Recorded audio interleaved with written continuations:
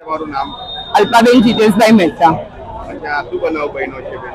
આ બનાવ સવારે 9:30 કલાકે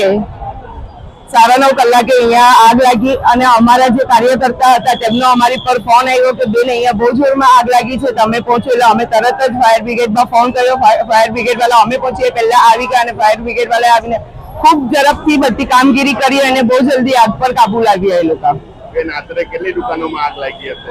આશરે 5 થી 6 દુકાનોમાં આગ લાગી છે। અને આગ લાગવાનું કઈ કારણ? આગ લાગવાનું હજુ કારણ કઈ ખબર નથી પડી, પણ જેમ તપાસ થશે તે પ્રમાણે ખબર પડશે કે કયા કારણસર આગ લાગી છે।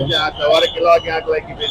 આ સવારે 9:30 કલાકે આગ લાગી છે। અચ્છા, કેટલી મિનિટમાં આગ તમે એ કરી? ફાયર બ્રિગેડ વાળાએ ફાયર બ્રિગેડ વાળા તરત જ આવી ગઈ। 10 મિનિટ મેં ફોન કર્યો અને 10 મિનિટમાં ફાયર બ્રિગેડ આવીને તરત જ આગ પર કાબુ લઈ લીધો। અત્યારે કોઈ જાનહાનિ બેન? ના, બિલકુલ કોઈની બી કોઈ વ્યક્તિની જાનહાનિ નથી થઈ। हेड हूँ डेप्यूटी चीफ फायर ऑफिसर।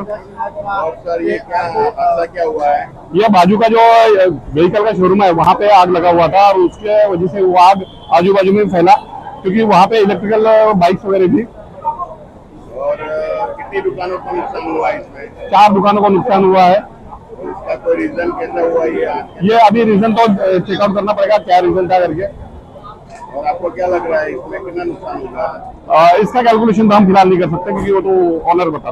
आपको कैसे मालूम हुआ और आप कैसे इधर आए? ये 9:34 को फायर कंट्रोल उनको कॉल मिला कि आग लगी हुई है, तो तुरंत हमारी वहाँ से 3 स्टेशन से गाड़ियाँ यहाँ रवाना हुई। यहाँ पहुँचने के बाद आग बड़े पैमाने में थी तो और फिर से 4 स्टेशन से गाड़ी रवाना हुई। टोटल 13 गाड़ियाँ यहाँ पहुँच गई थी और हमारे सारे अधिकारी यहाँ पे पहुंचे हुए थे और आग को तुरंत काबू में ला लिया गया और आग अभी फिलहाल पूरी तरह से कंट्रोल में है और कूलिंग का काम चल रहा है। Vaishali Shah, corporator, ward number 11 आज विस्तार।